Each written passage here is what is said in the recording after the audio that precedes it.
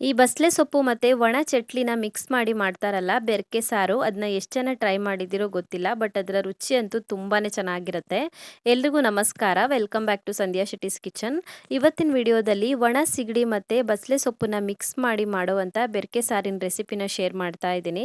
Recipe ಶುರು ಮಾಡೋದಕ್ಕಿಂತಲೂ ಮುಂಚೆ ನೀವು ನನ್ನ ಚಾನಲ್ಗೆ ಸಬ್ಸ್ಕ್ರೈಬ್ ಮಾಡಿಲ್ಲ ಅಂದರೆ ಇವಾಗಲೇ ಸಬ್ಸ್ಕ್ರೈಬ್ ಮಾಡ್ಕೊಳ್ಳಿ ಮತ್ತು ನೋಟಿಫಿಕೇಷನನ್ನು ಆನ್ ಮಾಡ್ಕೊಳ್ಳಿ. ನಾನಿಲ್ಲಿ 1 ಕಟ್ಟ ಆಗೋಷ್ಟು ಬಸಳೆನ ತಗೊಂಡಿದ್ದೀನಿ.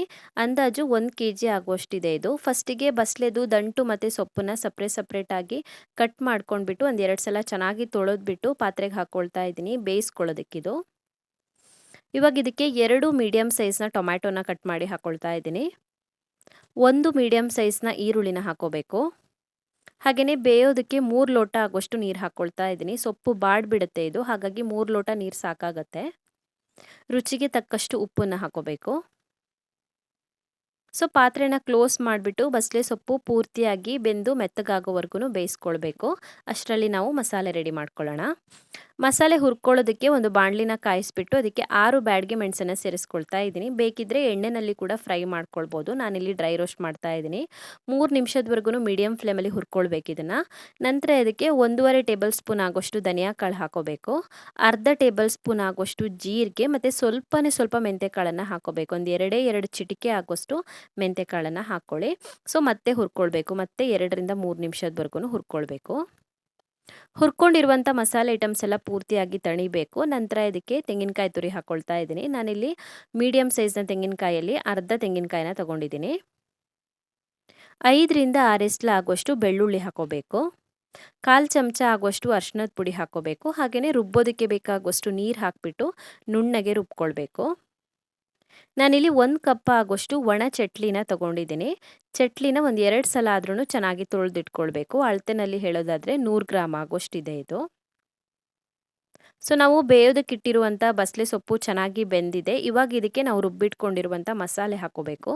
ನೀರನ್ನು ಬೇಕಿದ್ದರೆ ಮಾತ್ರ ಹಾಕ್ಕೊಳ್ಳಿ. ಇದರಲ್ಲಿ ಸಾಕಷ್ಟು ನೀರಿದೆ ಆಲ್ರೆಡಿ. ನಾನು ಮತ್ತೆ ಎಕ್ಸ್ಟ್ರಾ ನೀರು ಹಾಕ್ಕೊಳ್ತಾ ಇಲ್ಲ. ಜಾಸ್ತಿ ದಪ್ಪ ಅನಿಸಿದ್ರೆ ಮಾತ್ರ ನೀರು ಹಾಕ್ಕೊಳ್ಳಿ.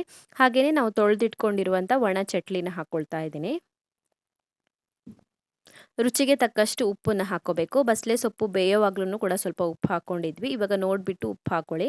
ನಾನು ಹಾಕ್ಕೊಂಡಿರುವಂಥ ಚಟ್ಲಿನಲ್ಲೂ ಕೂಡ ಉಪ್ಪಿದೆ. ಸಪ್ಪೆ ಇರೋದಾದರೆ ನೋಡಿಬಿಟ್ಟು ಉಪ್ಪು ಹಾಕ್ಕೊಳ್ಳಿ. ಉಪ್ಪನ್ನು ಹಾಕಿಬಿಟ್ಟು ಚೆನ್ನಾಗಿ ಮಿಕ್ಸ್ ಮಾಡಿ ಇದನ್ನ ಇವಾಗ ಮುಚ್ಚಿಬಿಟ್ಟು 10 ನಿಮಿಷದವರೆಗಾದ್ರೂ ಕುದಿಸ್ಕೊಳ್ಬೇಕಾಗತ್ತೆ. ಚಟ್ಲಿ ಕೂಡ ಬೇಯಬೇಕು, ಮಸಾಲೆ ಕೂಡ ಕುಕ್ ಆಗಬೇಕು. ಸೊ 10 ನಿಮಿಷದವರೆಗೂ ಕುಕ್ ಮಾಡ್ಕೊಂಡಿದ್ದಾಗಿದೆ. ಬಸಳೆ ಸೊಪ್ಪು ಚೆನ್ನಾಗಿ ಬೆಂದಿದೆ, ಮಸಾಲೆ ಕೂಡ ಬೆಂದಿದೆ, ಚಟ್ಲಿ ಕೂಡ ಚೆನ್ನಾಗಿ ಕುಕ್ ಆಗಿದೆ. ಒಗ್ಗರಣೆ ಕಂಪ್ಲೀಟ್ಲಿ ಆಪ್ಷನಲ್ಲು, ಬೇಕಿದ್ರೆ ಮಾತ್ರ ಹಾಕ್ಕೊಳ್ಳಿ. ನಾನಿಲ್ಲಿ ಸ್ವಲ್ಪ ಒಗ್ಗರಣೆ ಹಾಕ್ಕೊಂಡಿದ್ದೀನಿ. ಎಣ್ಣೆನ ಕಾಯಿಸ್ಬಿಟ್ಟು ಅದಕ್ಕೆ ಸಾಸಿವೆ, ಜೀರಿಗೆ, ಕರಿಬೇವು ಮತ್ತು ಬೆಳ್ಳುಳ್ಳಿ ಮತ್ತು ಒಣಮೆಣಸಿನ್ಕಾಯಿ ಹಾಕ್ಕೊಂಡಿರೋದು. ನಾರ್ಮಲ್ ಆಗಿ ಒಗ್ಗರಣೆ ಹಾಕ್ತೀವಲ್ವ ಅದೇ ಥರ ಒಗ್ಗರಣೆ ಹಾಕ್ಕೊಂಡಿದ್ದೀನಿ. ಎಣ್ಣೆ ಬೇಡ ಅನಿಸಿದ್ರೆ ಒಗ್ಗರಣೆ ಸ್ಕಿಪ್ ಮಾಡ್ಬೋದು. ಒಗ್ಗರಣೆ ಹಾಕಿಬಿಟ್ಟು ಚೆನ್ನಾಗಿ ಮಿಕ್ಸ್ ಮಾಡಿಕೊಂಡ್ರೆ ಆಯಿತು. ತುಂಬಾ ಟೇಸ್ಟಿ ಆಗಿರುವಂಥ ಚಟ್ಲಿ ಮತ್ತು ಬಸಳೆ ಸೊಪ್ಪಿಂದು ಬೆರಕೆ ಸಾರು ರೆಡಿ ಆಗುತ್ತೆ. ಬಾಯ್ಲ್ಡ್ ರೈಸ್ ಇರ್ಬೋದು, ವೈಟ್ ರೈಸ್ ಇರ್ಬೋದು, ಕಲಿಸ್ಕೊಂಡು ತಿನ್ನೋದಕ್ಕೆ ತುಂಬಾ ಚೆನ್ನಾಗಿರುತ್ತೆ. ಒಂದ್ಸಲನಾದ್ರೂ ಟ್ರೈ ಮಾಡಿ ನೋಡಿ. ಸೊ ನಿಮಗೆ ಈ ವಿಡಿಯೋ ಇಷ್ಟ ಆಗಿದ್ದರೆ ವಿಡಿಯೋಗೊಂದು ಲೈಕ್ ಕೊಡಿ, ಕಮೆಂಟಲ್ಲಿ ತಿಳಿಸಿ ಹೇಗಿದೆ ಅಂತ. ಇನ್ನೂ ಹೆಚ್ಚಿನ ವಿಡಿಯೋಗಳಿಗೆ ನನ್ನ ಯೂಟ್ಯೂಬ್ ಚಾನಲನ್ನು ಸಬ್ಸ್ಕ್ರೈಬ್ ಮಾಡ್ಕೊಳ್ಳೋದನ್ನು ಮರಿಬೇಡಿ.